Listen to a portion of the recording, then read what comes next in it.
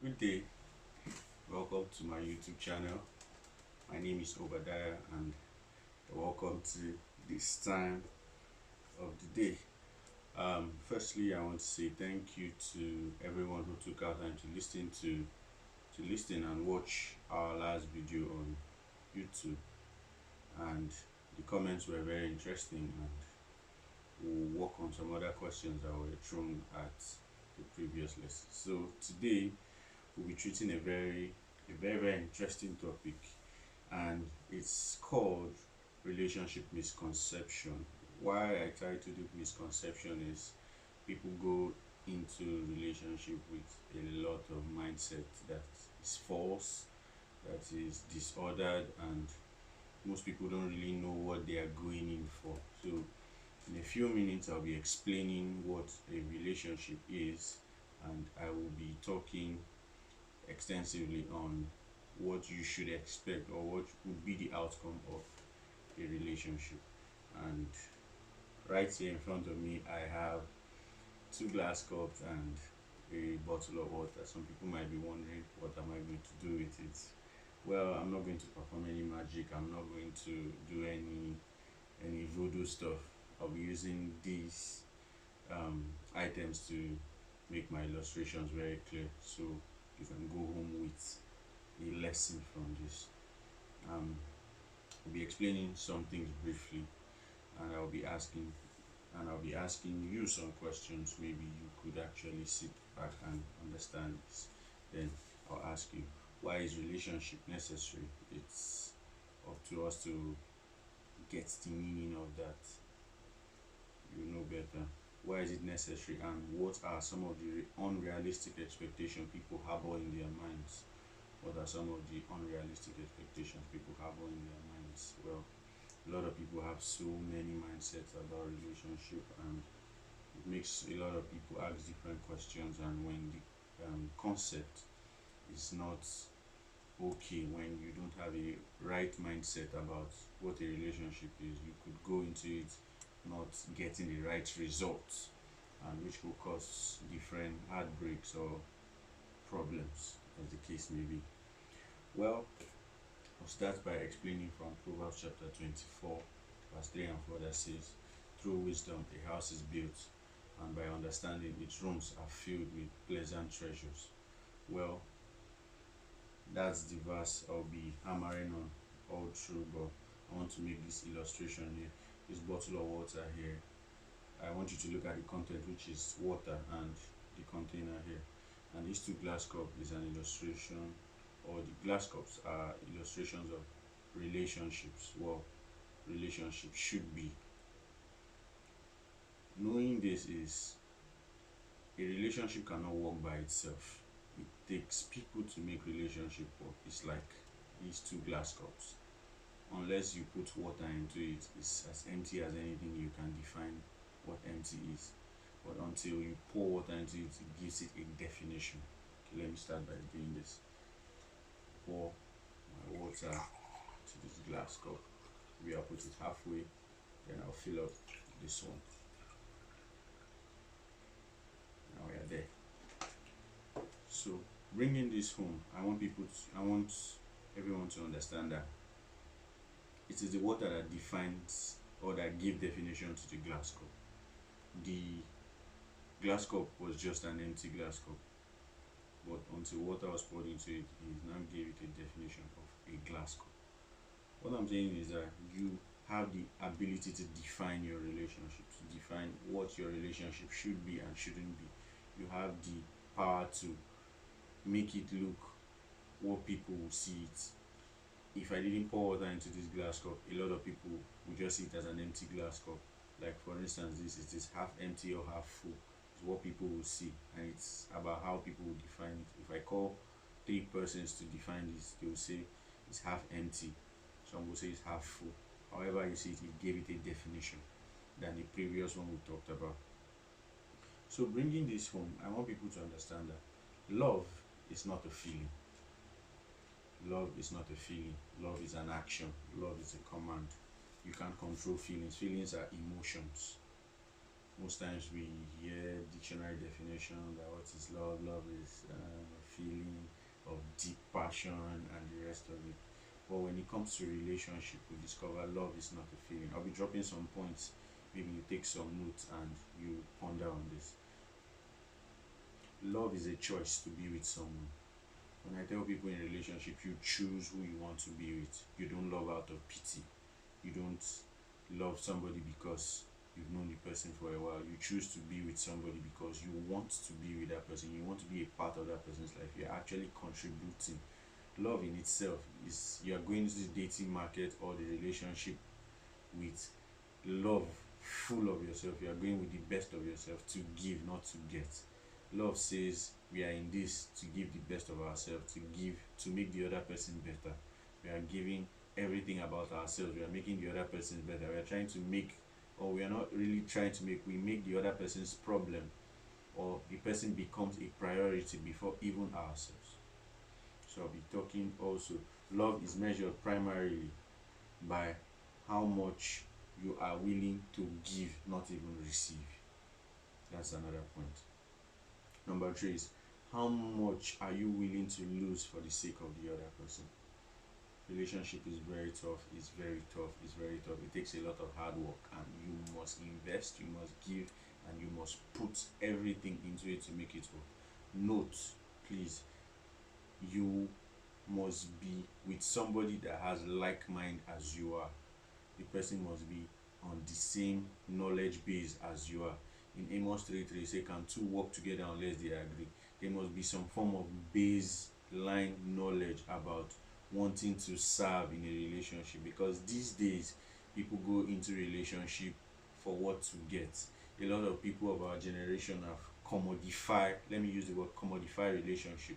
They use relationship as a form of economic gain, financial gain, not really what it stands for.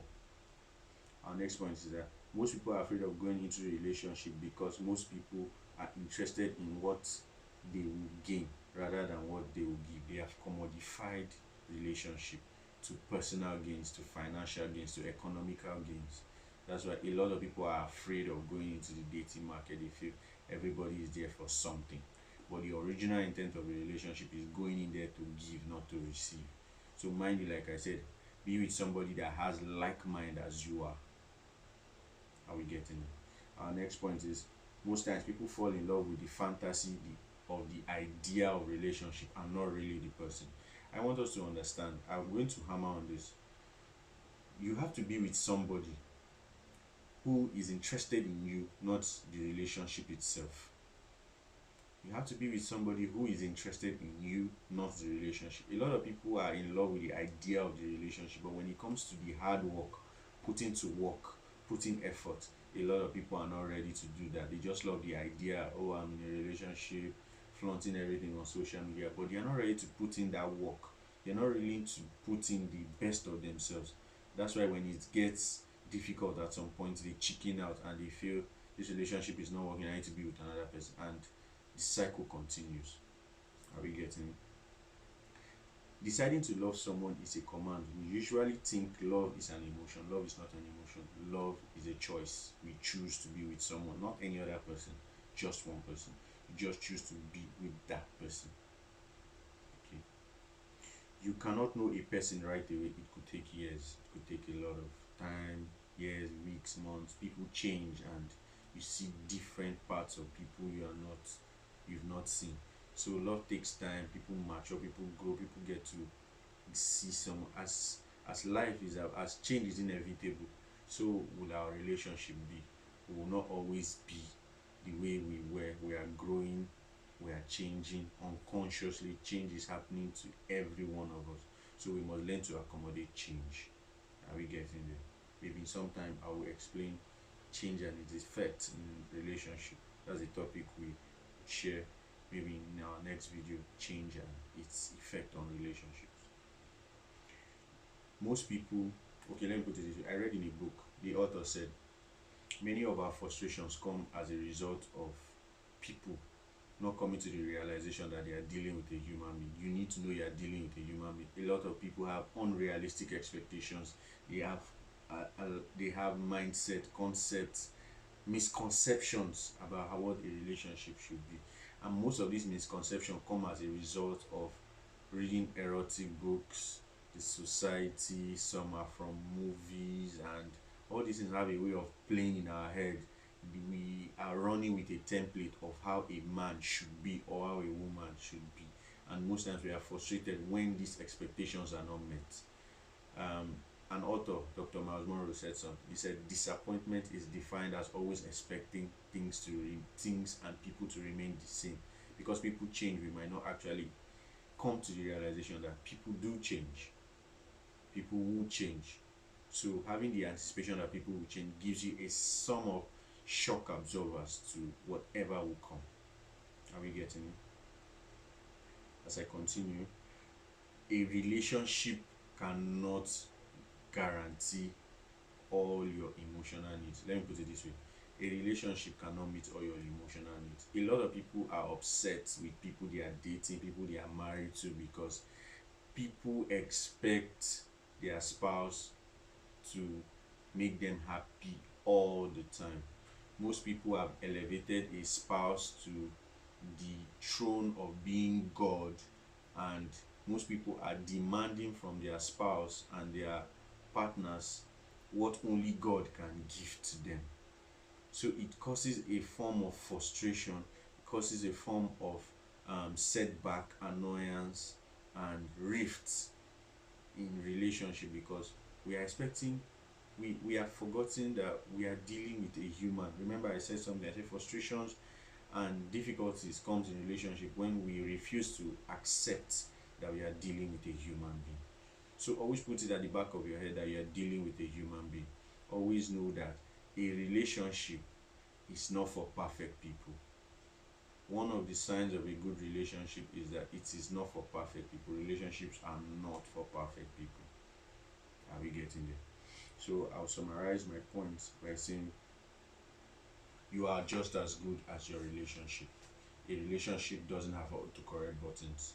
Some people have some flaws, some bad behaviors, some habits that they are not proud of. Some people think, oh, when I get married, I'm going to change. When I get married, I'm going to change. No. In fact, in the ground of marriage, people express themselves better.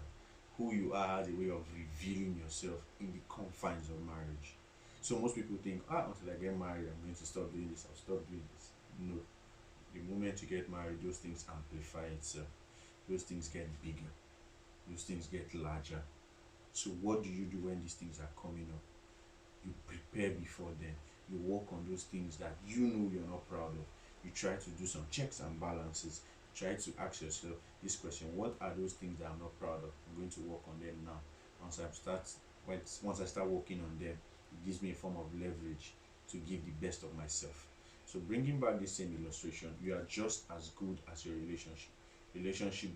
There's no magic wand anywhere to turn everything around. If you ask people who are married, they will tell you that relationship doesn't change people, marriage doesn't change people. In fact, it amplifies who you have always been. If you're dating somebody who is not loving, who doesn't share, if you think the person is going to share when they get married, I'm sorry to disappoint you that that person is not going to share when they get married until they decide to change, until they decide to work on themselves. And it is not your duty to change them. Your duty is to pray for them and not change them. It is the work of the Holy Spirit to change them, not you. So give yourself some space, not to put yourself in a panic mode, or you are frustrated that the person is this, is that. Why don't you change yourself and let God change the other person?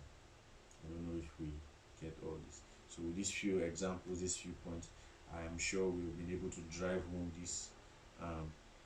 this teaching today, understanding that relationship misconception is something many young people go on with, and they get married, and over years they don't find the satisfaction they are looking for. So before I say anything further, I want you to please subscribe, like this video, share to anyone you think that this video will be of benefit to. So until I see you on our next video, my name remains Obadiah, and remain blessed. Thank you.